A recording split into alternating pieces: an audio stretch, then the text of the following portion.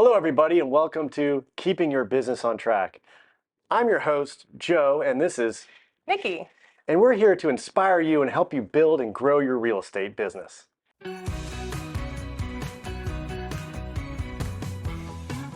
Awesome. So we're so excited to be here today. It's actually our first episode of us bringing this live to you. If whether you might be watching us on YouTube, you might be listening to us on Apple, Spotify, however you're consuming this content, we are so happy that you are here today. But before we get started and jump right into this episode, what is Keeping Your Business on Track, Joe? Well, Keeping Your Business on Track is an educational series that we've been doing here at Morgan Financial for our other realtors in this area. We also do it virtually through Zoom, so pretty much realtors anywhere, if they're looking to grow or increase or improve their business in any way, shape, or form, we have lots of educational classes for them. We've been doing it for 3 years now, and in that time, we've had 1,100 unique real estate agents attend our classes. Isn't that incredible? Yeah, that's amazing. I couldn't believe that whenever I was looking at the numbers. I was like 1,100 agents. With that being said, I know that we gauge a lot of the feedback and the interest of these classes as well. Do you want to tell the real estate agents about the experience level that they've given us the feedback on? So yeah, we do track, every class we hand out surveys. We track a lot of stats and data so we know how to improve. And I believe there's a question on our survey that said, would you recommend this class to others?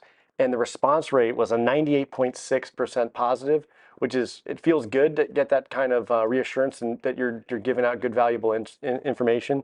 And the experience level, which is another questions on the survey, we had a rating of 96.7% on the experience level. So we feel like there's a lot of value to our friends and partners and other real estate agents in the industry with these classes. So we hope you enjoy this series as well. Awesome. So let's go ahead. Should we get started on Let's do it. Topics? Okay. This week's topic, we are going to be talking about the Realtor Guide to Lending, pre-qualification through closing. Ooh. But just in this episode today, we're going to just be talking about the beginning steps. So Okay. the first steps in getting a mortgage. So what is the very first steps a client should be doing whenever they're shopping for a home? The very first step, after you decide, look, I'm going to buy a home, it's the right thing for me, and rent's not working.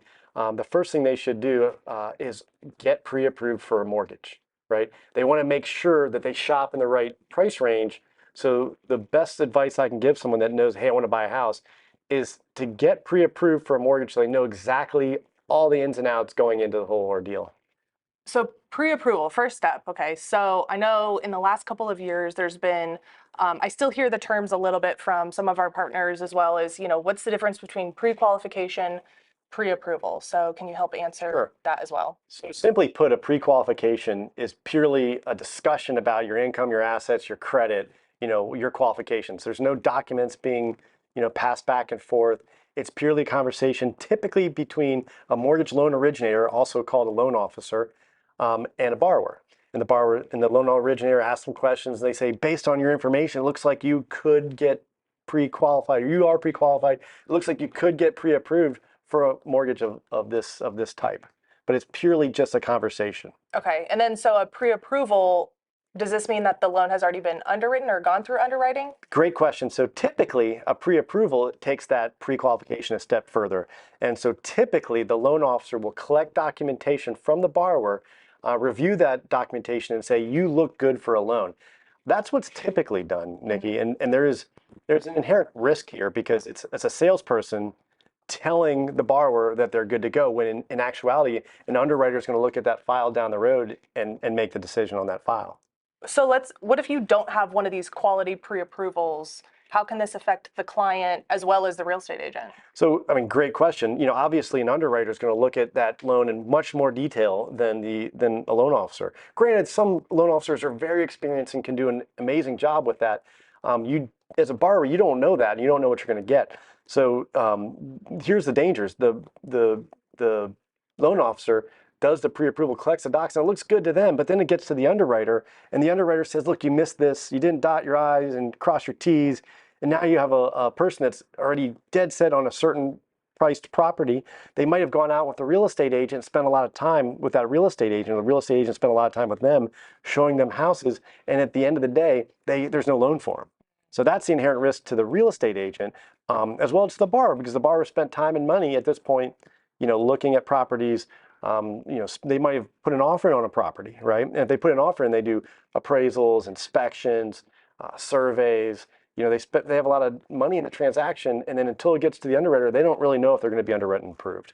Yeah, that could be also an issue too. Like later on in the kind of what we'll talk about in the class as well is other landmines and pitfalls, I guess, that can also affect whether some things are in your control or out of your control, whether you're a real estate agent or not. And so we'll cover that in the class as well. So I would like to say that in this instance, there are companies out there that do actually underwritten pre-approvals by the underwriter. mm-hmm.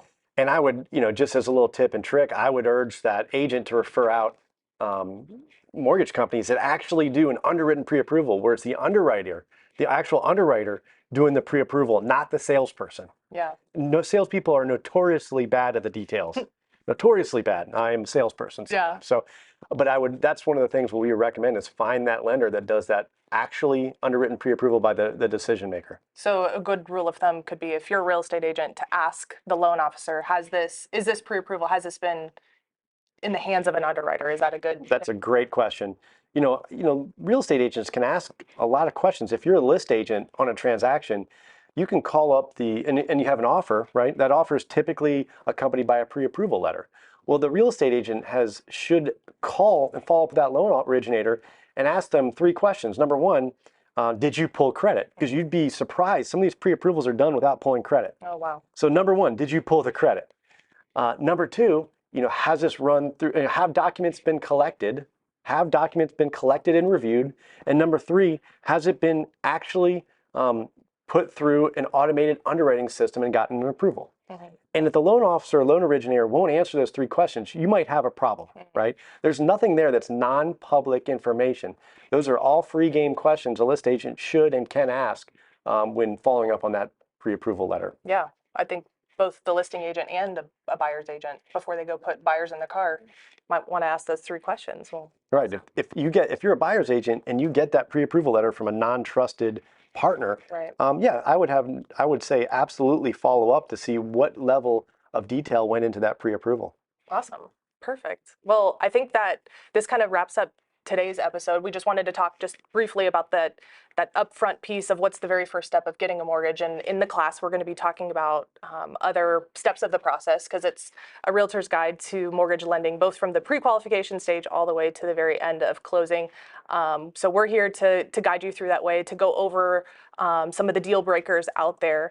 If you have if you have questions about this class, you can visit us online. You can go to morganfinancial.net/keeping your business on track, or we'll also put the link also in the show notes. So then that way it's easy for you.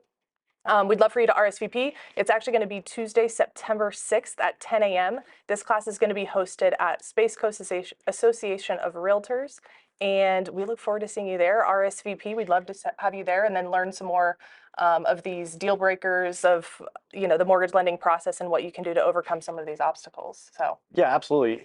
We'd love to see you out there. Is the Zoom open to SCAR members only? The Zoom is open to SCAR members. Okay. Well, to all real estate agents, actually. Okay. For right So now. Yeah. what if you're not a member of SCAR?